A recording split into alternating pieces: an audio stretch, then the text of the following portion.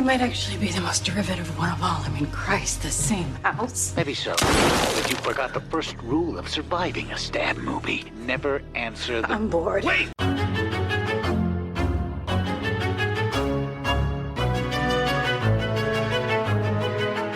And welcome back to Micro Queers. It's our queer horror short and feature roundup. We do this every once in a while. Get into it. I'm Joe. And I'm Trace, and we are discussing Alice Maio Mackay's Bad Girl Boogey, a transgender and queer horror film that's hitting VOD services this week. Indeed. So much queerness here, but I feel like that's to be expected with Mackay's work. So, Trace, you're new to her world, are you not? Yeah. So this is my first film of hers that I've seen. I have not seen Sovam, and she has another film coming out called T Blockers that I know screened at Salem Horror Fest when we were there, but I don't think that one's actually out yet, correct? I don't think so. It's actually very difficult to keep track of her work because she is constantly making movies. Like, she has made 3 movies, I think, in the span of a couple of years. So she is quite literally churning these out, and it's kind of fascinating to watch. Well, I feel like, because I was looking up Sovam a little bit, and I saw, like, she was 16 when they filmed that? Like, that is bizarre to me, and that was, what, 2 years ago, so she's freshly 18-ish, like, making this film. Yeah, I did have the pleasure of interviewing Alice for Frightgown last year, and I have seen Sovam because it was playing at Salem Horror Fest, and I actually quite liked that movie. You know, we should acknowledge these are rough around the edges, very low budget independent films. So this is very much a look at what this teen girl can do. Frankly, it's kind of amazing how much she is doing at such an early age. When I had the chance to interview her, I actually flat out told her to her face, I hate how talented young people are sometimes. Because she is. Like, these, as I said, they're a little bit rough, but there's so much promise and potential in these films, and I think there's a lot of things that are really right and really resonating for a younger queer population. Like, I look at this and I think, oh, you know, I want a bit more polish, but I think some of that is just, it's going to come with age, it's going to come with more money, but like what she's doing with bare bones productions, semi-amateur actors, like, it's quite a marvel. Yeah, I mean, it's honestly, it's very much like, not guerrilla filmmaking, but it's just kind of, I mean, not to say rough around the edges again, but it's just like, queer guerrilla filmmaking. It just kind of reminds me of, like, you know, what queer filmmakers had to do in the, decades ago when they weren't really able to just release this stuff mainstream. Right, yeah, because, you know, these films are so unapologetically queer. Like, most of the characters are gay or lesbian or bi or pan or trans, like, Alice just kind of fills these worlds with queer characters, and it's so unapologetically. Like, there is often shades of homophobia, there's intolerant characters, there's often a lot of hate crimes in her films, so a little bit of a trigger warning for folks if that concerns you. But I kind of like that she's unwilling to say, oh, well, I'm going to try to make this more commercial by not having a queer or a trans lead or something like that. She just says, fuck it. No, these are the kinds of films that I want to see. I want to see myself represented on screen, and she just goes for it. Absolutely. I will say, actually, from a technical standpoint, I actually think both the way this film is shot and edited, I actually think it's done very well. Right. A lot of my issues with this film actually stem from the screenplay, which I think is lacking. But from a technical standpoint, I actually think this is pretty solid for a micro-budget film.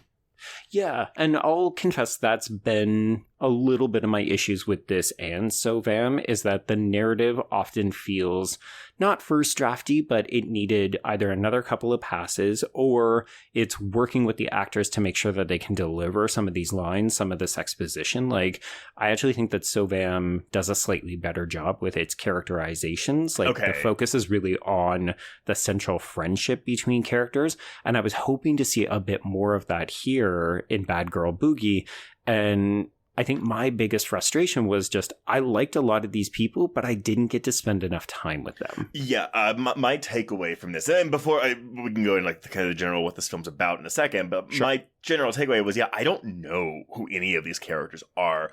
And I mean, even our lead character, Angel, she is our protagonist, but I was just kind of like, oh, who is she besides punk queer girl? Right, yeah. She's got a dead mother that she is very angry about, and we learn over the course of the film that her mother was also queer and came out, and the rest of the family ostracized her. That was about 16 years ago. She now lives with an aunt.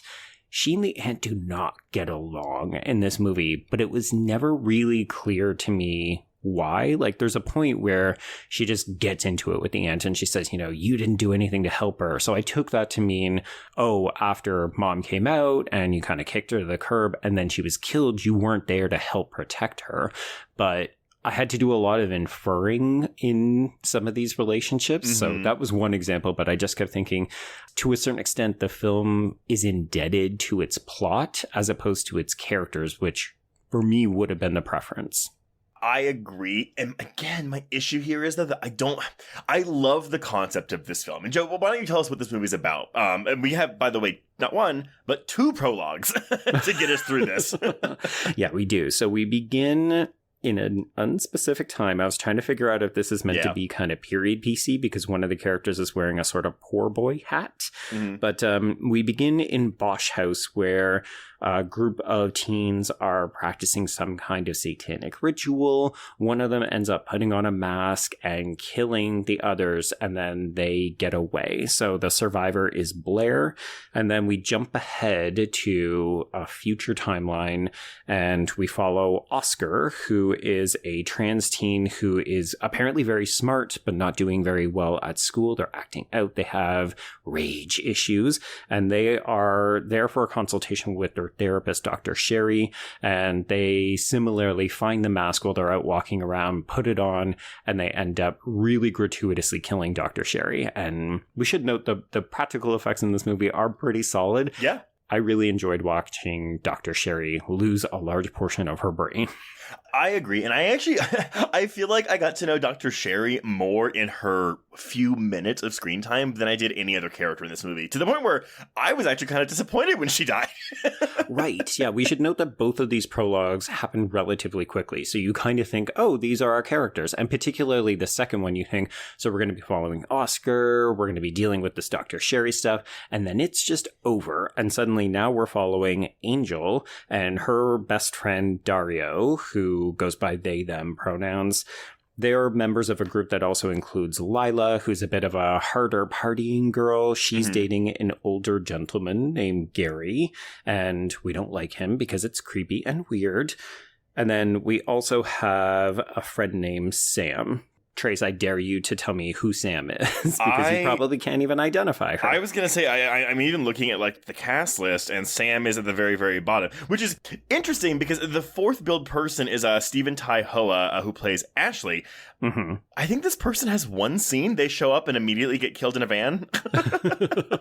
They have 2 scenes. They are part of the friend group outside of school. But yeah, I mean, I think one of the things that we found challenging is that these kids are interesting and you want to get to know more about them. Like in the early scenes where they're having a dialogue, they're talking about they're going to go to parties. They're shitting on the straight dude Chase, who is garbage and homophobic. And it's like, nobody likes him. We're starting fights.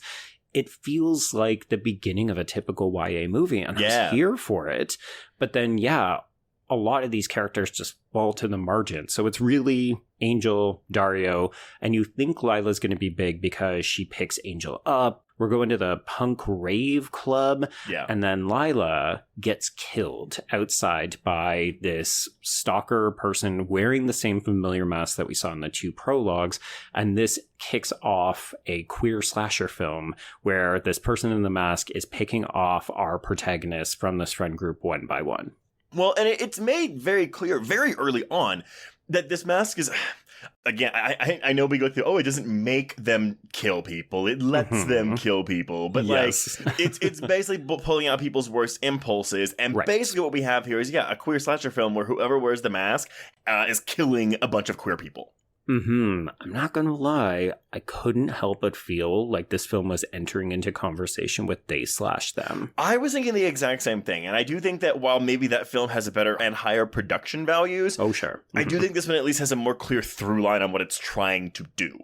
Well, and it doesn't sanitize the violence. Like, the reality of this film is that we kill probably 90% of these teens. And, you know, we're saying we wanted more of them. That means that when they die, it doesn't always land as hard as I think it probably should.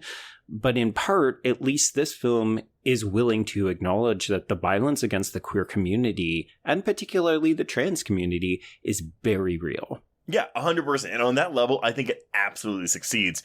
What I was saying earlier with the script doesn't really pull through for me. It's a combination of, yes, we don't spend enough time with these characters to where I actually feel like I know any of them. I actually did have a lot of trouble remembering any of their names, including Angel's name. Right. Yeah, at one point you were like, isn't that Lila? I like the lore behind the mask, but at the same time, I feel like it's a little like there's so much going on here. And by the way, what is an 80-minute movie with credits? Right. Yeah, that is a big challenge because we're not only giving these characters their kind of own standalone set pieces when they get killed off, and they're still relatively brief, but there's a lot of them. There's a lot going on in this movie. Like, we're doing stuff with Angel and her auntie. You know, we've got other issues with these other characters. We're sometimes in detention. There's a police officer who is eventually revealed to be Oscar, the person who killed their doctor as a child and have now grown up to become a police officer.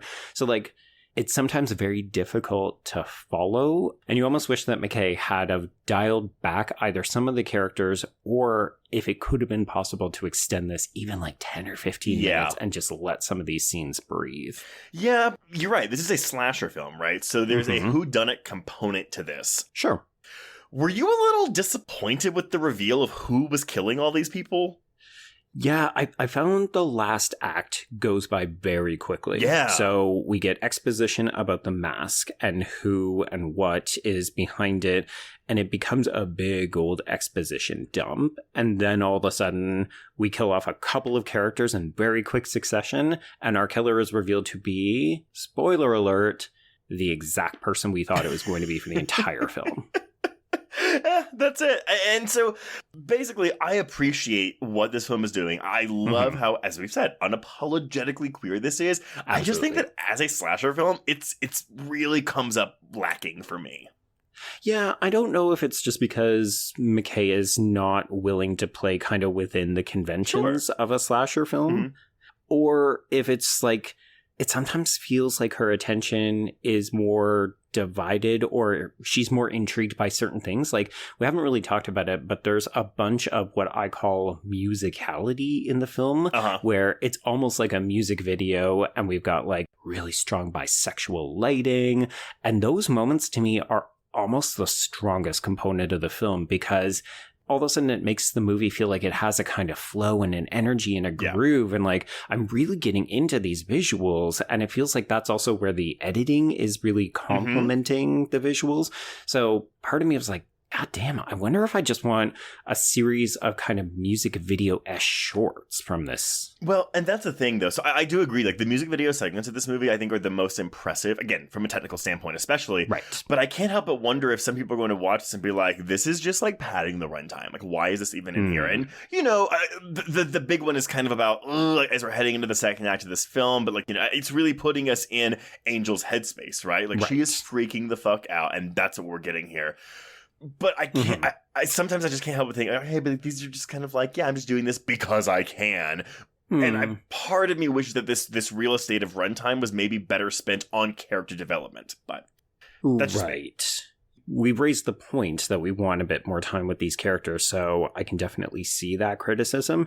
But I did enjoy these sequences so much that I'd rather not lose them so much as I'd rather just have more time. Well, and you could argue that these scenes are character development because we're in the headspace of the characters. We're just not getting any dialogue. Exactly. Yeah. Like, if you're looking for characters to be explaining themselves, this isn't always going to be the film for you. Yeah, 100%. But, I mean, hey, I can still appreciate it. It's not, I don't know for sure if I would, like, recommend this to anyone, but if you want to see just a, like, just queer film, by all means, give this a shot, for sure. Yeah, it's coming to mind. Obviously, if people have seen Mackay's other films, I would probably say this is definitely within her wheelhouse. it feels less narratively driven than So Vam, which, as I said, is the other film I've seen of her. Right. But it's got that same kind of like DIY, fuck you kind of vibes to it. Like it does feel a little bit punk rock and hard edge.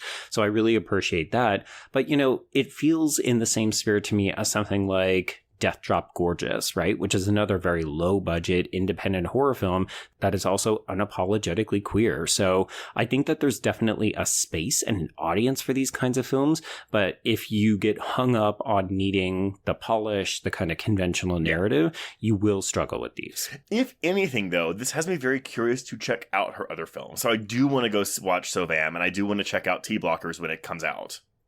Yeah. And folks, if you're interested in So Vam, it's definitely on Shudder. Oh, well, there you go. Shit, I have no excuse. Mm-hmm. All right, everyone. Well, let us know what you thought of Bad Girl Boogie. And until next time, we can cross out Bad Girl Boogie. Indeed. And cross out microqueers.